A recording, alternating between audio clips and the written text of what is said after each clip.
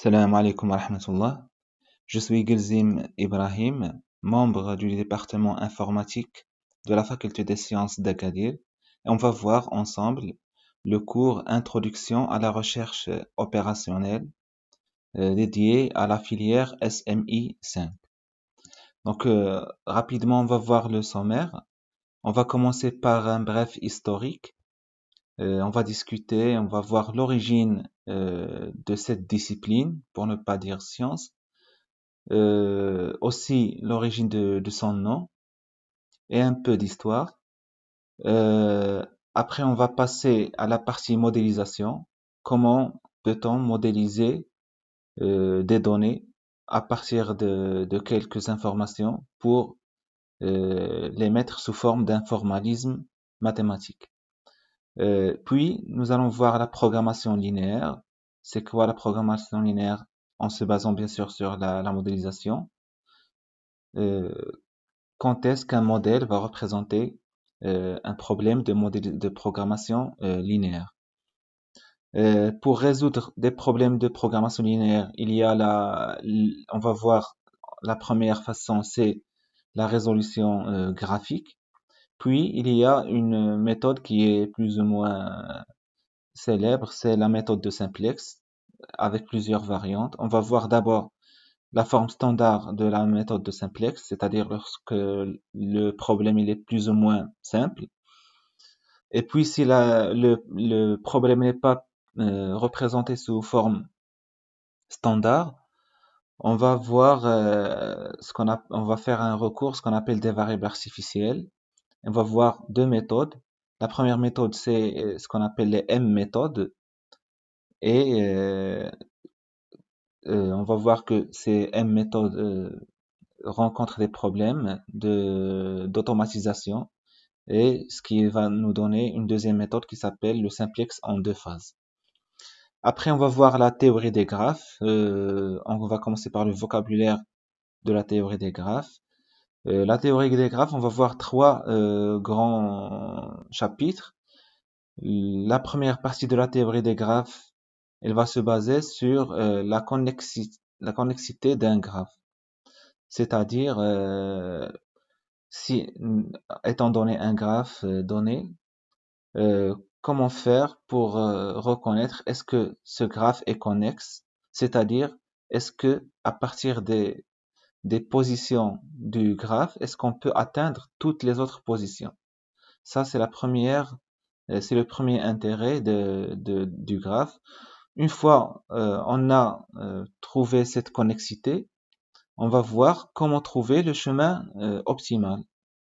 C'est-à-dire en général, ça va être la source et la destination, mais à partir de n'importe quel deux points du graphe, on doit estimer quel est le meilleur chemin entre ces deux positions. On va voir deux algorithmes très célèbres. Le premier, c'est l'algorithme de Dijkstra et le deuxième, c'est l'algorithme de Ford-Bellman.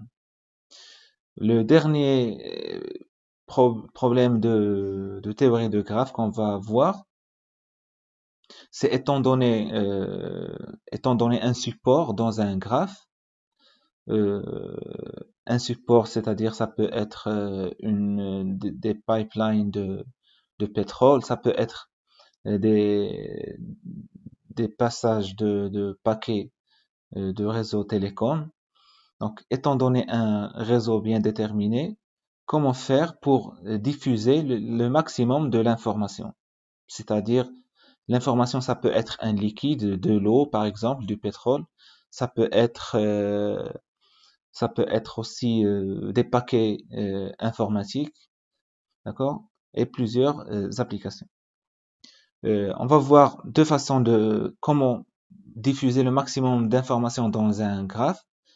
La première façon, c'est l'algorithme de Ford. Et la deuxième, elle est plus ou moins intuitive, c'est la méthode de coupe. Mais avant d'entamer le premier chapitre, on va voir un petit problème. Mais avant cela, il y a trois références sur lesquelles se base la plupart de la documentation sur Internet, surtout Hamdi Taha. c'est vraiment la grande référence en recherche opérationnelle.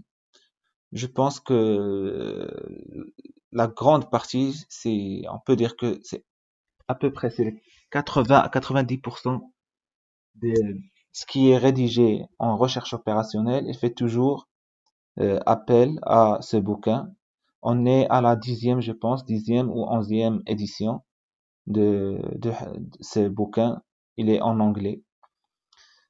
Sinon, les deux autres grandes références, le Hillier Lieberman, c'est aussi en anglais, et le Précis de recherche opérationnelle en français.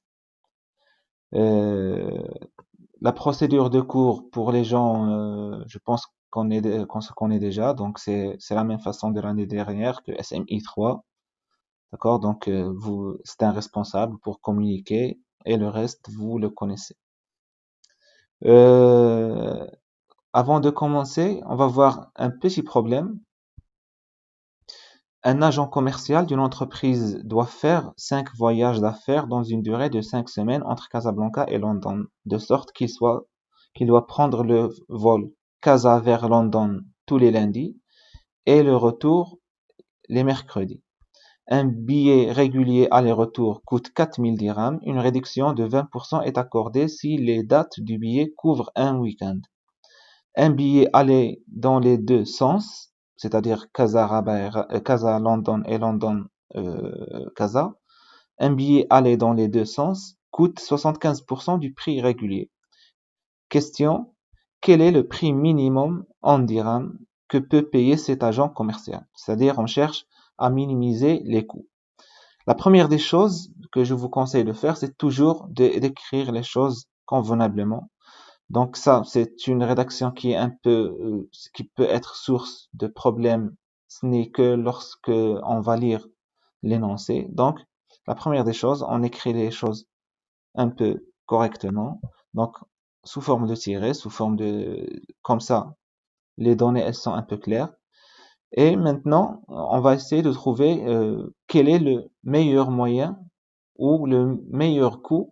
Dans ce cas-là, ça doit être un coût minimal parce que euh, il va payer de l'argent. Donc, on cherche à minimiser les coûts. Euh, une première, une première façon de faire, ça va être, bien sûr, on a dit que les départs, c'est les lundis. Départ, c'est-à-dire Casa-London, c'est lundi. Et London-Casa, c'est les mercredis. Donc, la première façon de faire, on va prendre 5 tickets, d'accord? 5 tickets aller-retour, c'est-à-dire l'aller le lundi et le retour les mercredis.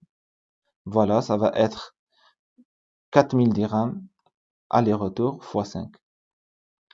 Mais il y a une donnée qui dit que si le voyage entre l'aller et le retour, il y a inclus un week-end, le prix va être réduit de 20%. C'est-à-dire, ici, il y a 4 week-ends. C'est-à-dire, il y a un week-end entre le mercredi et lundi, 4 fois. Donc l'idée, c'est au lieu de prendre le départ lundi, le retour mercredi, on va inverser les choses. On va supposer que les départs vont être les mercredis à partir de London vers Casa, d'accord? Et le retour va être le lundi de Casa vers London. Puisque cette paire-là, elle contient un week-end, donc le prix va être 4000 dirhams réduit de 20%, donc ça va être 3200. Et ce travail-là, on va le faire 4 fois, autant de fois qu'il y a de week-ends. Et dans ce cas-là, le prix final, ça va être 4 fois ce aller-retour de Casa et London, ou bien, pardon, London-Casa, d'accord, c'est 4 fois, plus le prix de ce voyage-là et le prix de ce voyage-là. Donc ça va être 4 fois 0,8, c'est-à-dire 80%, d'accord, plus ici le prix c'est 4000 fois 0,75 fois 2, parce que un voyage ici, un voyage ici. On voit bien qu'on a gagné ici envers de, bon, c'est 1200 dirhams. Peut-on faire mieux? Apparemment oui. Donc ici, au lieu de prendre un voyage simple ici, un voyage simple ici, on peut faire une petite astuce, c'est-à-dire on va prendre que le premier voyage aller-retour, ça va être le lundi et le retour, ça va être ce mercredi. D'accord? Et puisque cette période-là, elle contient au moins un week-end, donc ça va être aussi un ticket qui est réduit à 0,8, c'est-à-dire 80% du prix. Et donc, dans ce cas-là, nous aurons premier voyage aller-retour, ça va être lundi, mercredi. Le deuxième voyage, ça va être mercredi, lundi, 4 fois. Et chacun de ces 5, il contient un week-end. Et donc, par conséquent, le prix, ça va être 16 000 dirhams au lieu de 20 000 qu'on a calculé à la première solution. Donc, on voit très bien que ça, relativement, c'est un exemple simple, mais pour vous dire que, en général, la recherche opérationnelle, elle est ici pour résoudre des problèmes où le bon sens, il est un peu difficile de trouver une solution optimale. Et donc, il faut passer au formalisme mathématique, pardon. Et donc, ici, il faut se rappeler que l'objectif de ce chapitre-là, ou bien ce qu'on va faire, c'est de trouver la meilleure solution, la solution optimale, d'accord, sous des contraintes qui vont être imposées au problème. Parfois, au lieu de trouver la meilleure solution, on va voir dans la vidéo prochaine, au lieu de chercher la meilleure solution, on cherche une meilleure solution, c'est-à-dire une solution qui est satisfaisante. Ça peut ne pas être la solution optimale, on va voir en détail ceci, mais à un moment donné, on peut se contenter d'une bonne solution au lieu qu'on cherche la meilleure solution. Voilà, donc la prochaine vidéo, Inch'Allah, on va commencer par le premier chapitre d'historique. Assalamu alaikum wa rahmatullah.